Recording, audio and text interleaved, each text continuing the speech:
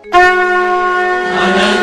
कोटि ब्रह्मांड नायक राजाधिराज योगीराज परब्रह्म श्री सच्चिदानंद सद्गुरु साईनाथ महाराज की जय।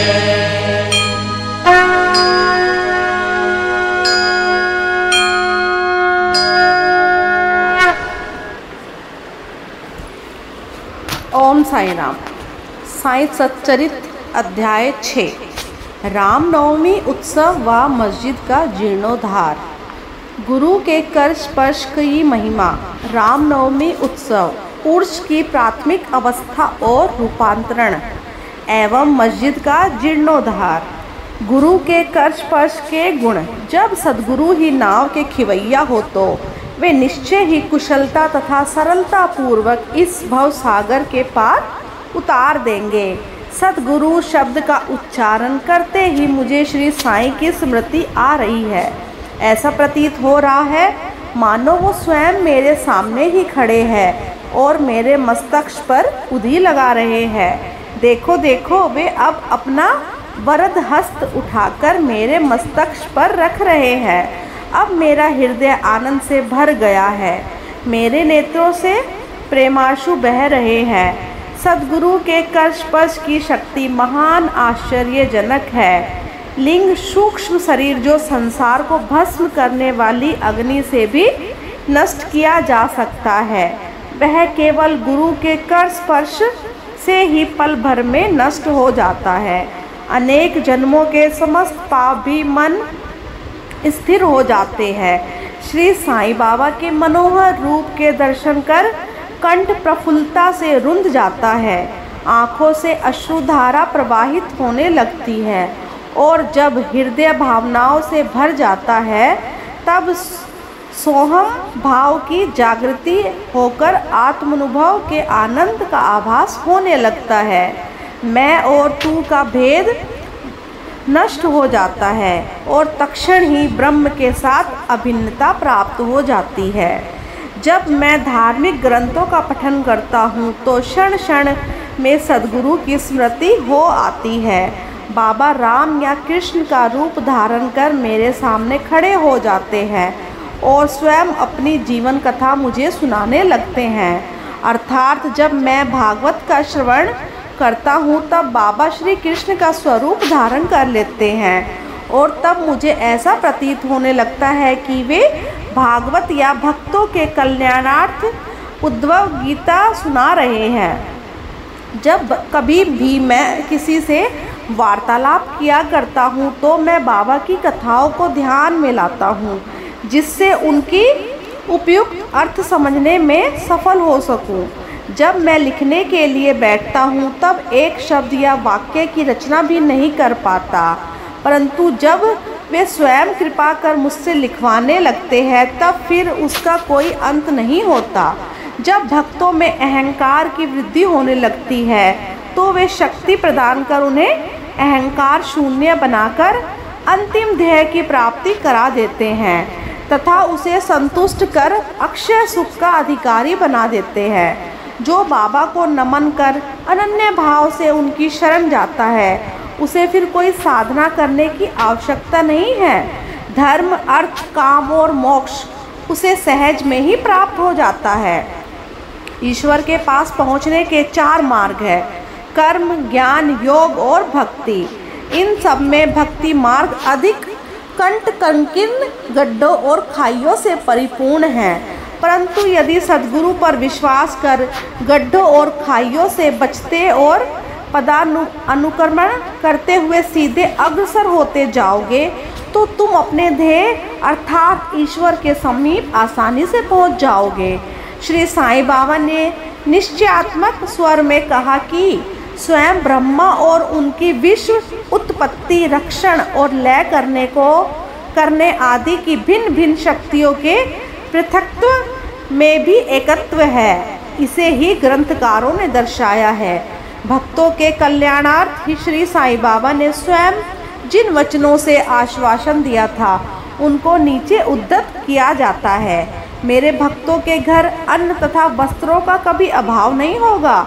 यह मेरा वैशिष्ट्य है कि जो भक्त मेरी शरण में आ जाते हैं और अंतःकरण से मेरे उपासक हैं, उनके कल्याणार्थ मैं सदैव चिंतित रहता हूँ। कृष्ण भगवान ने भी गीता में यही समझाया है।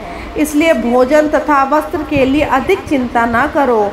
यदि कुछ मांगने की अभिलाषा है तो ईश्वर को ही भिक्षा में मांगो। सांसारिक मान व उपाधियां त्याग कर ईश कृपा तथा अभय ध्यान प्राप्त करो और उन्हीं के द्वारा सम्मानित हो। सांसारिक विभूतियों से कुपथगामी मत बनो। अपने इष्ट को दृढ़ता से पकड़े रहो। समस्त इंद्रियों और मन को ईश्वर चिंतन से प्रवृत्त रखो। किसी पदार्थ से आकर्षित ना हो। सदैव मेरे स्मरण में मन को लगाए रखो ताकि वह देह संपत्ति व ऐश्वर्य की ओर प्रवृत्त ना हो। तब चित्त स्थिर, शांत व निर्भर हो जाएगा। इस प्रकार की मन स्थिति प्राप्त होना इस बात का प्रतीक है कि वह सुसंगति में है। यदि चित्त की चंचलता नष्ट ना हुई तो उसे एकाग्र नहीं किया जा सकता।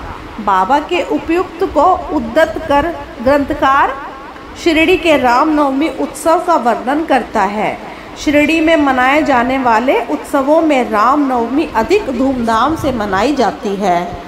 इस उत्सव का पूर्ण विवरण जैसा कि साईं लीला पत्रिका 1925 के पृष्ठ 197 पर प्रकाशित हुआ था, यहाँ संक्षेप में दिया जाता है। कोपर गांव में श्री गोपाल राव गुंड नाम के एक इंस्पेक्टर थे। वे बाबा के परम भक्त थे। उनकी 3 स्त्रियां थी परंतु एक के भी संतान ना थी। श्री साईं बाबा की कृपा से उन्हें एक पुत्र रत्न की प्राप्ति हुई। इस हर्ष के उपलक्ष्य में सन 1897 में उन्हें विचार आया कि शिरडी में मेला अथवा उरुस भरवाना चाहिए। उन्होंने यह विचार शिरडी के अन्य भक्त तात्या पाटिल, दादा कोते पाटिल, माधव राव के समक्ष विचारणार्थ प्रकट किया। उन सभी को यह विचार अति रुचिकर प्रतीत हुआ तथा उन्हें बाबा की भी स्वीकृति और आश्वासन प्राप्त हो गया। उरुस भरने के लिए सरकारी आज्ञा आवश्यक थी। इसके लिए एक प्रार्थना पत्र कलेक्टर के पास भेजा गया, परंतु ग्राम कुलकर्णी पटवारी की आपत्ति उठाने के कारण स्वीकृति प्राप्त न हो सकी। परंतु बाबा का आश्वासन तो प्राप्त ही हो चुका था, अतः पुनः प्रयत्न करने पर स्वीकृति प्राप्त हो गई। बाबा की अनुमति से रामनवमी के दिन उरुस भरना निश्चित हुआ। ऐसा प्रतीत होता है कि कुछ निष्कर्ष ध्यान में रखकर ही उन्होंने ऐसी आज्ञा दी, अर्थात उरुस व रामनवमी के उत्सवों का एकीकरण तथा हिंदू मुस्लिम एकता, जो भविष्य की घटनाओं से ही स्पष्ट है कि यह ध्येय पूर्ण सफल हुआ। प्रथम बाधा तो किसी प्रकार हल हुई। अब द्वितीय कठिनाई जल के अभाव की उपस्थित हुई। शिरडी तो एक छोटा सा ग्राम था और पूर्व काल से ही वहाँ जल का अभाव बना रहता था। गांव में केवल 2 कुएं थे, जिनमें से एक तो प्राय को सूख जाया करता था और दूसरे का पानी खारा था। बाबा ने उसमें फूल डालकर उसके खारे जल को मीठा बना दिया, लेकिन एक कुएं का जल कितने लोगों को पर्याप्त हो सकता था। इसलिए तात्या पाटिल ने बाहर से जल मंगवाने का प्रबंध किया। लकड़ी व बांसों की कच्ची दुकानें बनाई गई तथा कुश्तियों का भी आयोजन किया गया। गोपाल राव गुंड के एक मित्र दामू अन्ना कासार अहमदनगर में रहते थे। वे भी संतानहीन होने के कारण दुखी थे। श्री साईं बाबा की कृपा से उन्हें भी एक पुत्र रत्न की प्राप्ति हुई थी। श्री गुंड ने उनसे एक ध्वजा देने को कहा। एक ध्वजा जागीरदार श्री नाना साहेब निमोनकर ने भी दिया। ये दोनों ध्वज बड़े समारोह के साथ गांव में से निकाले गए और अंत में उन्हें मस्जिद, जिसे बाबा द्वारिका माई के नाम से पुकारते थे, उसके दोनों कोनों पर फहरा दिए गए। यह कार्यक्रम अभी भी पूर्णतः ही चला आ रहा है। चंदन समारोह। इस मेले में एक अन्य कार्यक्रम का भी श्री गणेश हुआ। जो चंदन उत्सव के नाम से प्रसिद्ध है। यह कोरहल के एक मुस्लिम भक्त श्री अमीर शक्कर दयाल के मस्तिष्क की सूझ थी। प्राय इस प्रकार का उत्सव सिद्ध मुस्लिम संतों के सम्मान में किया जाता था। बहुत सा चंदन घिसकर बहुत सी चंदन धूप थालियों में भरी जाती थी तथा लोहवान जलाते थे और अंत में उन्हें मस्जिद में पहुंचाकर जुलूस समाप्त हो जाता था। थालियों का चंदन और धूप नीम पर और मस्जिद की दीवारों पर डाल दिया जाता था। इस उत्सव का प्रबंध प्रथम 3 वर्षों तक श्री अमीर शक्कर ने किया और उनके पश्चात उनकी धर्मपत्नी ने किया। इस प्रकार हिंदुओं द्वारा ध्वजा व मुसलमानों के द्वारा चंदन का जुलूस एक साथ चलने लगा और अभी भी उसी तरह चल रहा है। रामनवमी का दिन श्री साईं बाबा के भक्तों को अत्यंत ही प्रिय और पवित्र है। कार्य करने के लिए बहुत से स्वयं सेवक तैयार हो जाते थे और मेले के प्रबंध में सक्रिय भाग लेते थे। बाहर के समस्त कार्यों का भार तात्या पाटिल और भीतर के कार्यों को श्री साईं बाबा की एक परम भक्त महिला राधा कृष्ण माई संभालती थी। इस अवसर पर उनका निवास स्थान अतिथियों से परिपूर्ण रहता और उन्हें सब लोगों की आवश्यकताओं का भी ध्यान रखना पड़ता था। साथ ही वे मेले की समस्त आवश्यक वस्तुओं का भी प्रबंध करती थी। दूसरा कार्य जो वह स्वयं खुशी से किया करती थी वह था द्वारिका माई की साफ सफाई करना, चूना पोतना आदि। द्वारिका माई के फरश तथा दीवारें निरंतर धूनी जलने के कारण काली पड़ गई थी। जब रात्रि को बाबा चावड़ी में विश्राम करने जाते तब वे यह कार्य कर लिया करती थी। समस्त वस्तुएं धूनी सहित बाहर निकालनी पड़ती और सफाई व पुताई हो जाने के पश्चात वे पूर्णतः सजा दी जाती थी। बाबा का अत्यंत प्रिय कार्य गरीबों को भोजन कराना भी इस कार्यक्रम का एक अंग था। इस कार्य के लिए वृहद भोज का आयोजन किया जाता था और अनेक प्रकार की मिठाइयाँ बनाई जाती थी। यह सब कार्य राधा कृष्ण माई के निवास स्थान पर ही होता था। बहुत से धनाढ्य व श्रीमंत भक्त इस कार्य में आर्थिक सहायता पहुंचाते थे। उर्स का रामनवमी के त्यौहार में समन्वय, सब कार्यक्रम इसी तरह उत्तम प्रकार से चलता रहा और मेले का महत्व स्नेह बढ़ता ही गया। सन 1911 में एक परिवर्तन हुआ।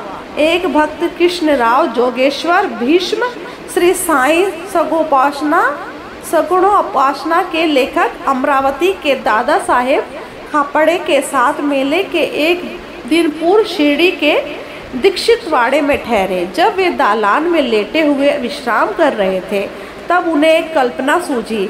इसी समय श्री लक्ष्मण राव उपनाम काका महाजनी पूजन सामग्री लेकर द्वारिका माई की ओर जा रहे थे।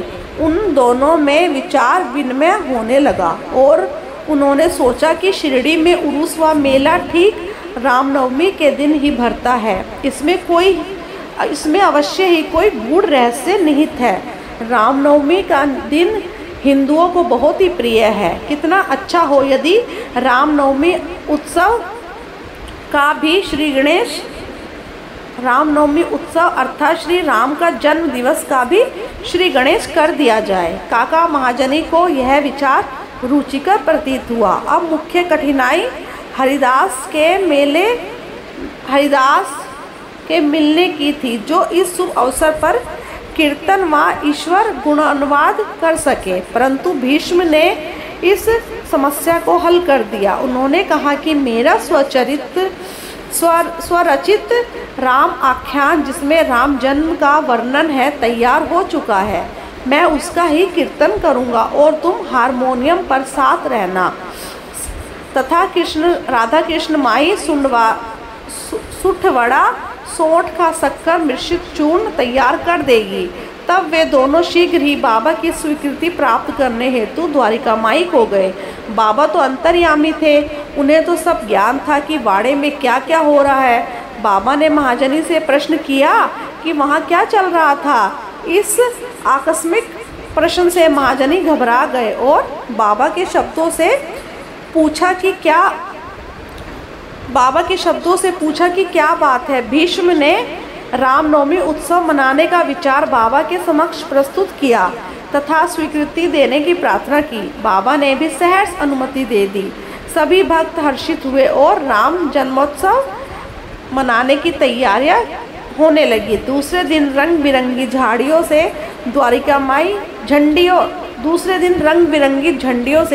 द्वारिका माई सजा दी गई। श्रीमती राधा कृष्ण माई ने एक पालना लाकर बाबा के आसन के समक्ष रख दिया और फिर उत्सव प्रारंभ हुआ। भीष्म कीर्तन करने को खड़े हो गए और महाजनी हारमोनियम पर उनका साथ देने लगे। तभी बाबा ने महाजनी को बुलावा भेजा। यहाँ महाजनी शंकित थे कि बाबा उत्सव मनाने की आज्ञा देंगे भी या नहीं, परंतु जब वे बाबा के समीप पहुँचे तो बाबा ने उनसे प्रश्न किया, यह सब क्या है, यह पालना क्यों रखा गया है? महाजनी ने बतलाया कि रामनवमी का कार्यक्रम प्रारंभ हो गया है और इसी कारण यह पालना यहाँ रखा गया है। बाबा ने निम्बर पर से 2 हार उठाए। उनमें से एक हार तो उन्होंने काका जी के गले में डाल दिया तथा दूसरा भीष्म के लिए भेज दिया। अब कीर्तन प्रारंभ हो गया था।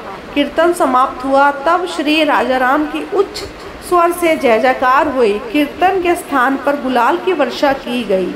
जब हर कोई प्रसन्नता से झूम रहा था, अचानक ही एक गरजती हुई ध्वनि उनके कानों पर पड़ी। जिस समय गुलाल की वर्षा हो रही थी उसमें से कुछ कण अनायास ही बाबा की आंखों में चले गए।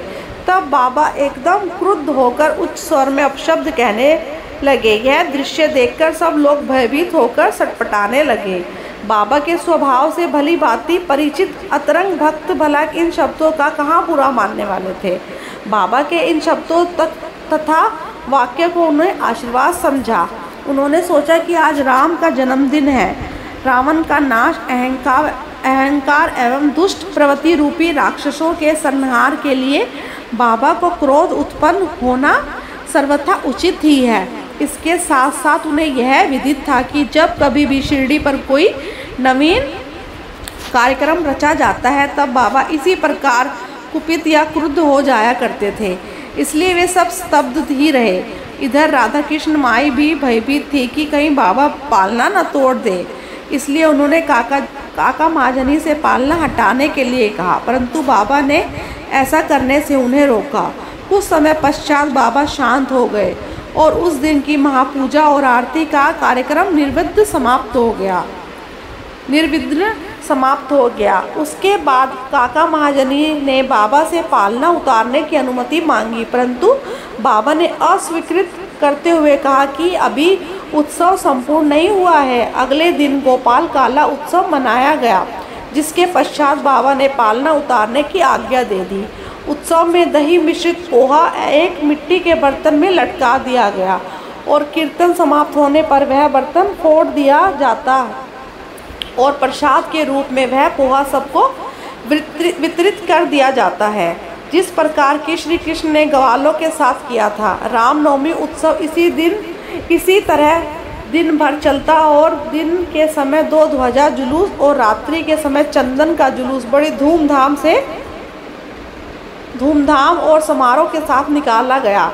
इस समय के पश्चात ही उरूस का उत्सव रामनवमी के उत्सव में परिवर्तित हो गया। अगले वर्ष 1912 में रामनवमी के कार्यक्रमों की सूची में वृद्धि होने लगी। श्रीमती राधा कृष्ण माई ने चैत्र की प्रतिपदा से नाम सप्ताह प्रारंभ कर दिया। लगातार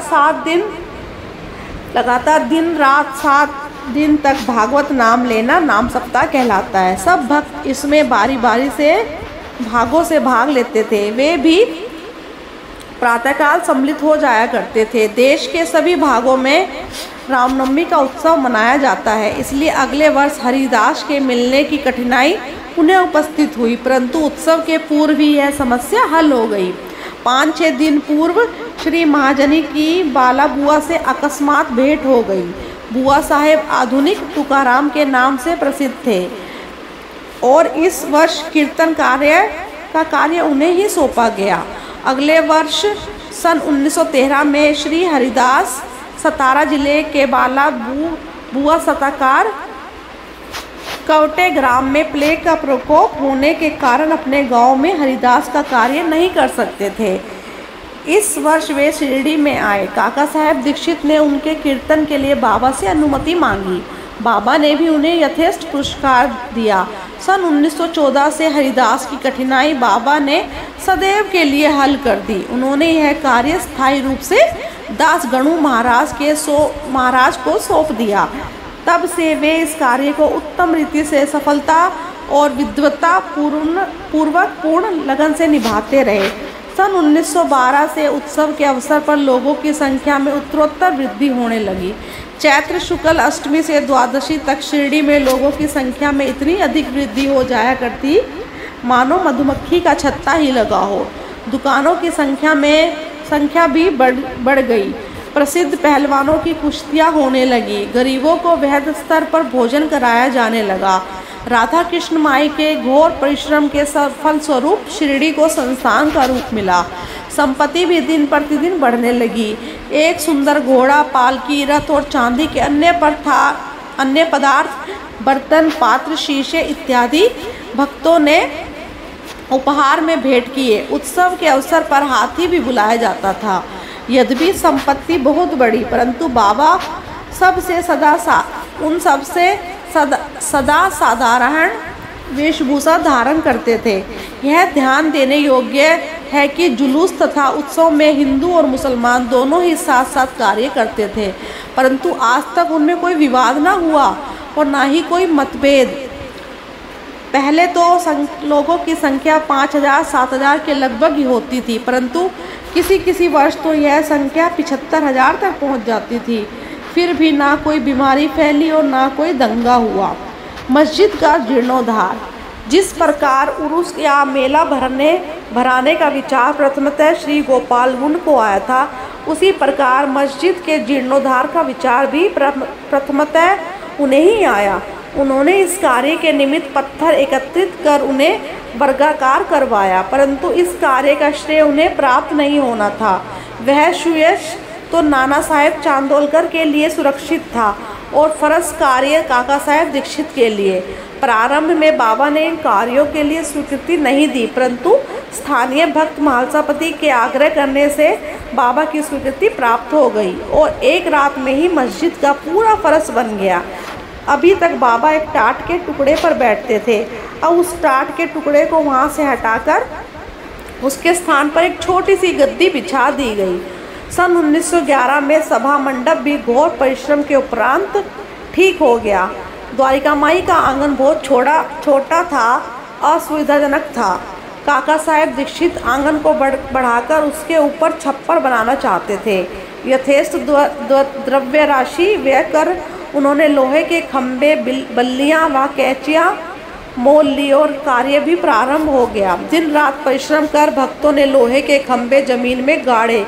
जब दूसरे दिन बाबा चावड़ी से लौटे, उन्होंने उन खंभों को उखाड़कर फेंक दिया और अति क्रोधित हुए। वे एक हाथ से खंभा पकड़कर उसे उखाड़ने लगे और दूसरे हाथ से उन्होंने तांते का साफा उतार लिया और उसमें आग लगाकर गड्ढे में फेंक दिया। बाबा के नेत्र जलते हुए अंगारे के सदृश लाल हो गए। किसी को भी उनकी ओर आंख उठाकर देखने का साहस नहीं होता था। सभी पूरी तरह भयभीत होकर विचलित होने लगे कि अब क्या होगा। भागोजी शिंदे बाबा के एक कोढ़ी भक्त कुछ साहस कर आगे बढ़े, पर बाबा ने उन्हें धक्का देकर पीछे धकेल दिया। माधवराव की भी वही गति रही। बाबा उनके ऊपर भी ईंट के ढेले फेंकने लगे। जो भी उन्हें शांत करने गया, उसकी वही दशा हुई। कुछ समय के पश्चात क्रोध शांत होने पर बाबा ने एक दुकानदार को बुलाया और एक जरीदार फेटा खरीदकर अपने हाथों से उसे तात्या के सर पर बांधने लगे, जैसे उसे विशेष सम्मान दिया गया हो। यह विचित्र व्यवहार देखकर भक्तों को आश्चर्य हुआ। वे समझ नहीं पा रहे थे कि किस अज्ञात कारण से बाबा इतने क्रोधित हुए। उन्होंने तात्या को क्यों पीटा और तत्क्षण ही उनका क्रोध क्यों शांत हो गया। बाबा कभी कभी अति गंभीर तथा शांत मुद्रा में रहते थे और बड़े प्रेम पूर्वक वार्तालाप किया करते थे, परंतु अनायास ही बिना किसी गोचर कारण के वे क्रोधित हो जाया करते थे। ऐसी अनेक घटनाएं देखने में आ चुकी है, परंतु मैं इसका निर्णय नहीं कर सकता कि उनमें से कौन सी लिखूं, कौन सी छोड़ूं। अतः जिस क्रम में वे याद आती जाएंगी, ठीक उसी प्रकार उनका वर्णन किया जाएगा। अगले अध्याय में बाबा यवन या वो है या हिंदू, इसका विवेचन किया जाएगा तथा उनके योग, साधन, शक्ति और अन्य विषयों पर विचार विमर्श किया जाएगा।